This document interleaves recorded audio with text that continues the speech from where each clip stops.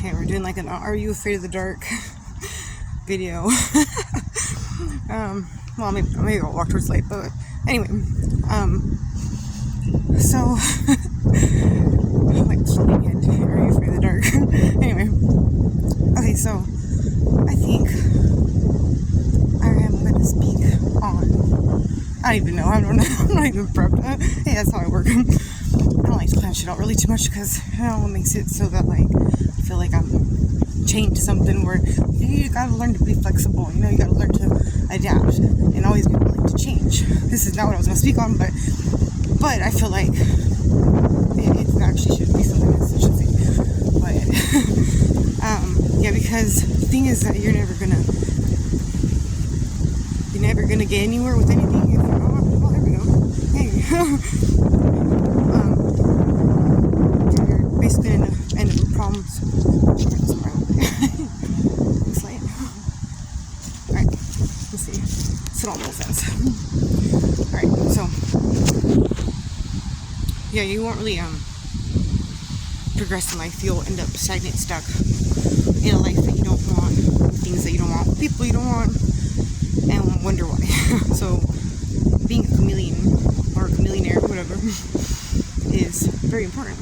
And the better you can adapt to the ever-changing and evolving world and circumstances, the better. The easier you make it on yourself. Now, for myself, this lesson has been forced upon me my whole life.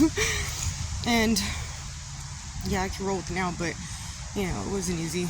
So I can get like the resistance some people may have just based off of that. Because it wasn't easy and it was forced, it was legit forced. And I remember even like when I worked in the pharmacy and I didn't even want to do that job anymore because I was so bored. I already knew how to do everything. I was just so bored already. I mastered that shit already. It was boring the hell out of me. And I was like, oh man, I need to look for another job. I need to whatever. And basically what would end up happening is I wouldn't do it, like until I was forced out of the scenario and like put in a situation where like you don't have a choice but to like figure something else out, And so the point of me saying this is so that hopefully you can avoid that. But if you need that lesson, then life's gonna force upon you either way. Like when you're not supposed to be somewhere, when you're not supposed to be doing something, when whatever, if it's something that you're resisting and you're meant to do something else or more or whatever, eventually life is gonna fuck you up. But it's gonna make you do it. And I would rather not wait for the force because that shit is painful as hell. And it's not pleasant at all, and it's really difficult because it's like putting you through the ringer of life to get the fucking message and to make the change. No, that shit's horrible.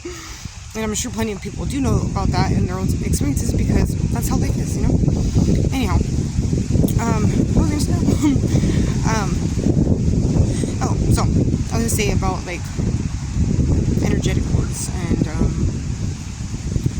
stagnant energy, I suppose, something like that. So let's say you want more. Let's say maybe you don't even realize it. Who knows? Because that happens a lot too. Usually when there's cords of some sort, soul ties or energetic cords placed on you, whatever,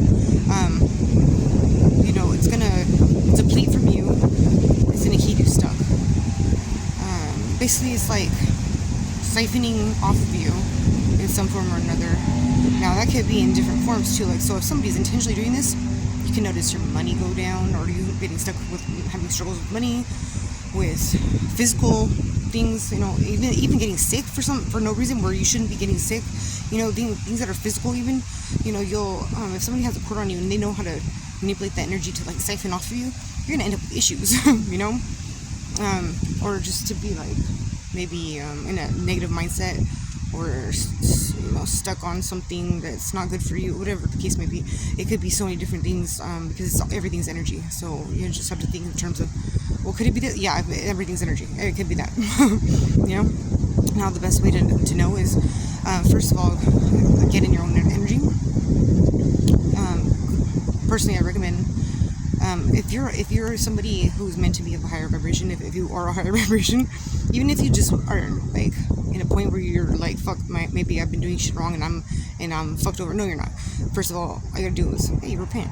No, I mean it in the sense, like, that your intent is for good now from that point on, and actually put effort in, and then just pray, and it don't matter who you believe in or whatever the fuck, and just pray for the divine higher power, whatever you want to call it, to help remove any negative cords, energetic cords that may be attached to you that are not of your highest good, and just trust to know it will be done.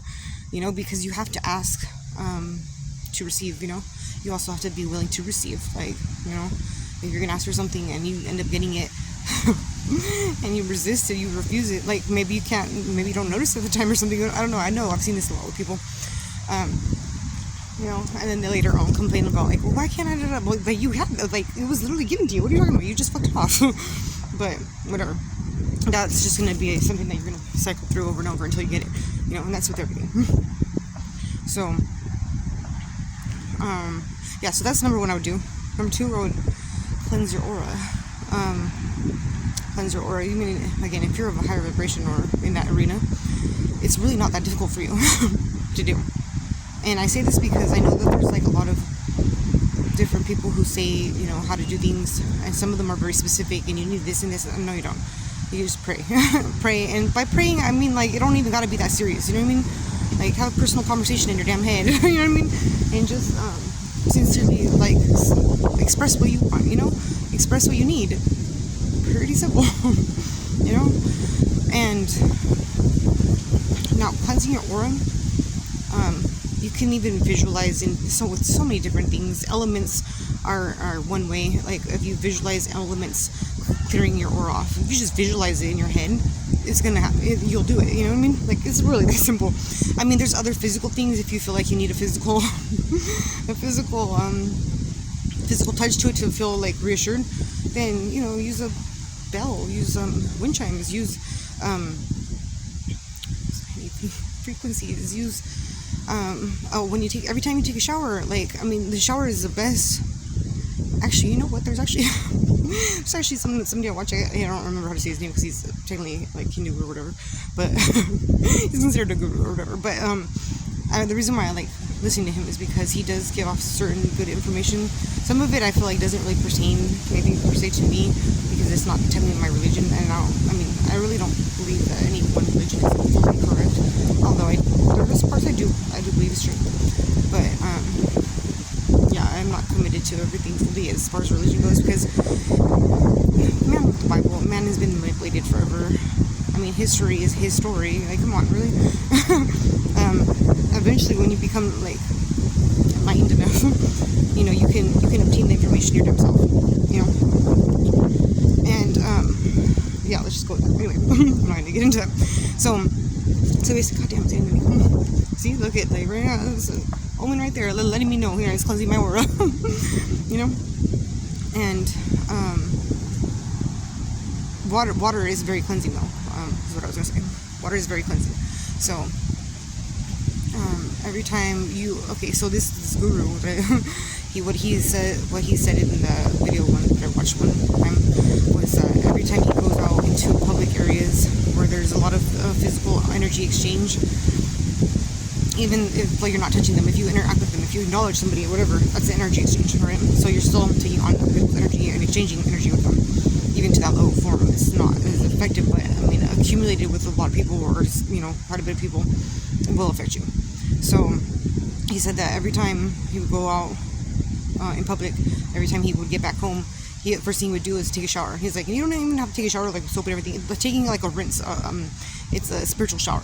So a spiritual shower meaning, like, letting the water cleanse your energy and your aura off. Okay. The other thing that would be kind of important would be soul retrieval.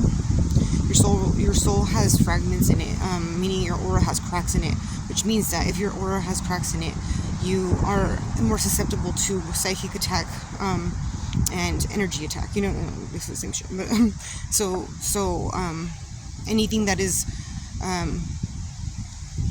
anything that can be attached to you energetically will be through that crack, like whatever that crack would be in relation to, because your soul fragments throughout lifetimes and dimensions even, for fucking ever. And every time you have traumatic experiences, your soul can fragment. So there's bits of you everywhere, energetically speaking. You need to make your aura come back whole, basically. Close the gaps in your aura. Those are a little bit different, but that's another important. The soul fragment retrieval is important. You can do that with frequencies or prayer. But again, and yeah, as long with the cleansing thing, like you want to make sure that you pray that the gaps in your aura are also sealed off, like your aura is cleansed. It's like any gaps in your aura are what? Make sure that your aura is cleansed. Make sure any cracks in your aura are filled with high vibrational light, or whatever you want to go with, but as long as it's of high vibration, and seal it off so that it's not easily you're not easily accessible anymore. Yeah. So and then once you have prayed for the removal of any negative energetic cords of attaching, then sit in your own energy for a little bit. By a little bit, I don't know, as long as you really feel like you need it. To be honest, I would say, like, depending on how social I guess you are too, I would say if you could do it for like 3 days. I don't know, I always like to pick 3 days because I feel like it's a good measure of a test.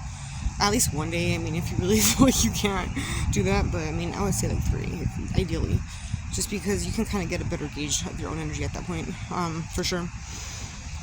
And even, I mean, maybe you can with the day. I don't know. It's up to you, really and truly. You'll see a difference as far as your thoughts, how you physically feel. If you like you have to pay attention to the subtle things. How your body reacts to things. Your body gives you clues to what's going on. Spiritually, everything in the physical has a spiritual meaning behind it. You can legit look up anything, the meaning of it in the spirit, and you'll find out what it relates to, what it means here in the 3D. You could do that with like illness, like diabetes or back pain, like anything. Like look up the symbolic meaning of the spiritual meaning of whatever's wrong, whatever. And that's one way to start figuring out what the fuck's even going on with yourself. Like if you're like, why do I do this, or why is my whatever hurting, or why am I sick like this? Look it up. Well, first do the other thing, but then also look it up. And then you'll start to get a better gauge on yourself and what's going on with you, and maybe even those around you, whatever. It'll start changing. Things will start changing at least enough. Maybe I would think enough for you to notice, but I'm pretty sure if you're like at that point, then I'm pretty sure you would. So anyway, it's fucking cold. I'm good for now. Bye, folks. Just kidding.